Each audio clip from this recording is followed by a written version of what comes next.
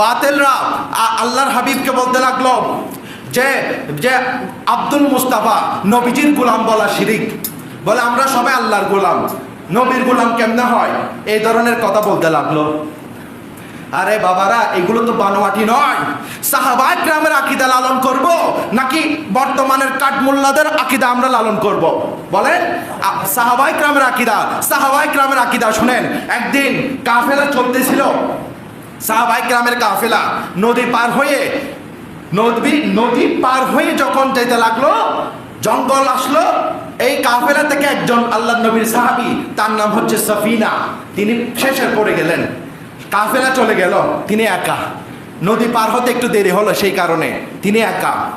এখন তিনি একা একা কাফেলা ধরার জন্য যাচ্ছে, হঠাৎ করে একটা সিংহ এসে হাজির। মিশকাত শরীফে হাদিসটা এসেছে।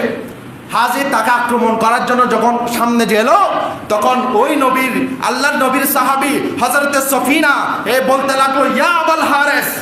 সিংহের একটা উপনাম, আরবিতে বলা হয় আবুল হারেস।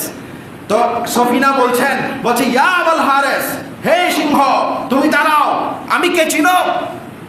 সিংহ তো দাঁড়িয়ে আসে, বলে আনা মাওলা রাসূলিল্লাহ, আমি নবীজির গোলাম। জোরে বলি সুবহানাল্লাহ। তাহলে সাহাবায়ে কেরাম নিজে বলছে আমি নবীজির গোলাম। এই কথা বলার সাথে সাথে সিংহ লেজ গুটিয়ে তাকে কাফেলা পর্যন্ত দিয়ে আসলো। সুবহানাল্লাহ।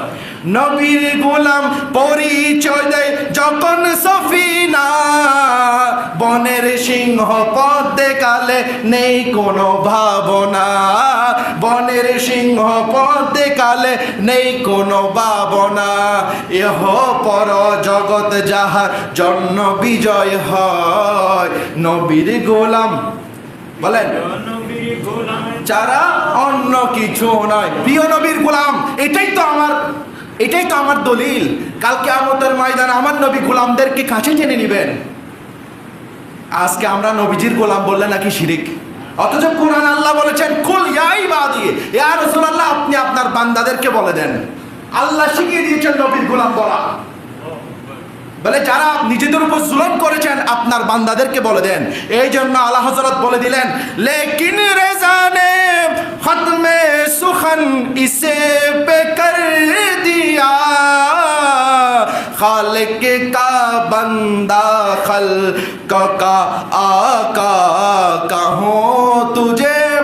আল্লাহ হযরত বলছেন লেকিন রেজানে খতমে সুখন ইসমে কর দিয়া, আমি আল্লাহ হযরত সারা জীবন এই কথা বলে যাব, আমি আল্লাহর বান্দা, আমার নবীর গোলাম। সুবহানাল্লাহ। এটাই আমার পরিচয়।